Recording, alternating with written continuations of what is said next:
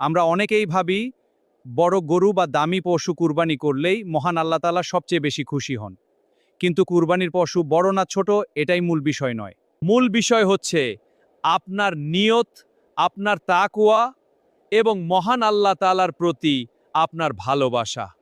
আজকের ভিডিওটি যারা কুরবানি করবেন তাদের জন্য খুবই গুরুত্বপূর্ণ। ভিডিওটি সম্পূর্ণ গুরুত্ব সহকারে দেখবেন ইনশাআল্লাহ।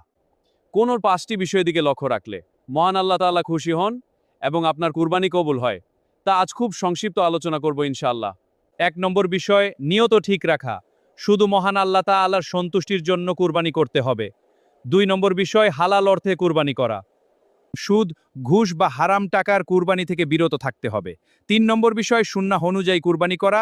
সঠিক সময় এবং ইসলামী নিয়ম মেনে ত্রুটিমুক্ত পশু কুরবানি করতে হবে। 4 নম্বর বিষয়, কসাইকে উপযুক্ত পারিশ্রমিক দেওয়া।